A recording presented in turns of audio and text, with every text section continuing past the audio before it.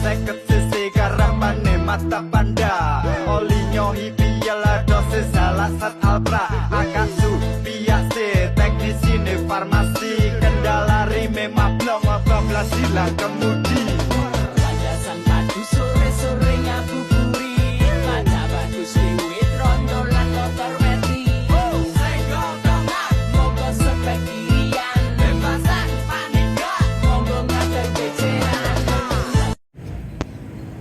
Oke guys, halo, ketemu lagi di channel gue. Jadi di sini gue bakal bahas kelebihan dan kekurangan dari Vario 125 CBS ISS tahun 2022 yang udah gue pakai selama kurang lebih hampir 3 tahunan.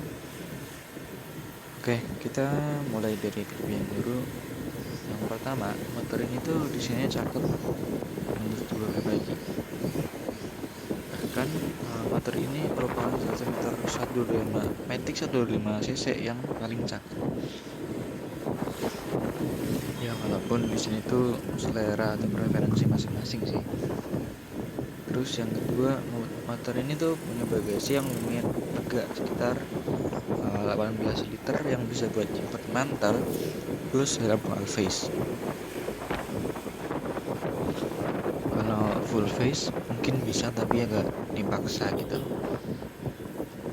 Kemudian kelebihan yang ketiga itu adalah motor dari konsumsi BBM. Motor ini menurut gua cukup hemat karena dengan gaya berkendara gua itu bisa dapat di sekitaran 45 sampai 46 km per jam. Itu kalau solo riding. Sementara kalau buat bonceng kira-kira bisa dapat sekitar 43 sampai 44-an lah. Jadi bisa dibilang cukup irit lah dengan gaya berkendara gua dan kondisi jalan di Jogja. Keempat, motornya itu enak buat cornering. Ya, seperti yang kita tahu, Vario ini punya ukuran ban yang lumayan gede dan kalau nggak salah itu sama atau hampir sama kayak Vario 150 yang paling akhir. Dan mungkin kelebihan yang terakhir atau yang lain itu lampunya udah full LED dan ada fitur idling stop buat versi CBS ISS yang bakal berhenti ketika mesin udah dalam tanda kutip panas. Panas di sini bukan berarti secara harfiah panas, tapi artinya siap buat dipakai. Pasti kalian paham lah ya apa yang gue maksud. Oke, next mungkin kita bahas kekurangan. Jadi kekurangan pertama, motor ini tuh suspensinya cukup keras kalau buat solo riding, walaupun motor ini pakai suspensi depan belakang dengan merek Showa yang notabene cukup bagus, tapi motor ini tuh masih pakai suspensi basic yang tabung tanpa tabung. Yaps, jadi suspensinya nggak bisa diatur sesuai kebutuhan. Kemudian kekurangan kedua yaitu build quality dari velg. Nah ini gak tahu ya apakah cuman gue aja yang ngalamin, entah karena pemakaian gue atau gimana. Tapi yang jelas velg gue ini pernah penyok, retak sedikit. Walaupun cuman sedikit tapi efeknya motor ban motor itu cepet kempes. Jadi tiap hari harus pompa ban depan belakang. Terus akhirnya gua akalin pakai ban dalam biar nggak sampai pompa tiap hari, dan velgnya juga gua benerin ke tukang velg.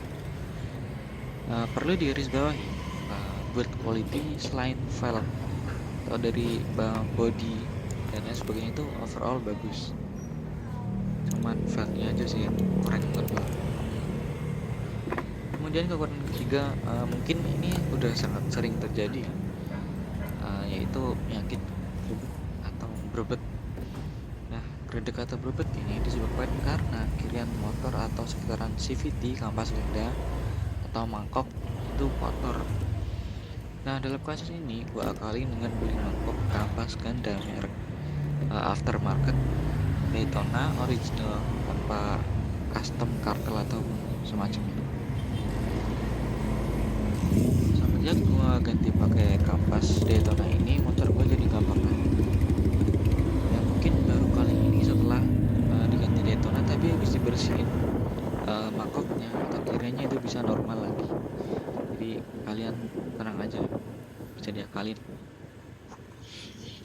Oke, meskipun tadi gua bilang kalau motor ini cukup hemat BBM, tapi perlu kalian tahu kalau mesin yang dipakai itu masih ESP, bukan ESP Plus seperti yang dipakai sama Vario 160.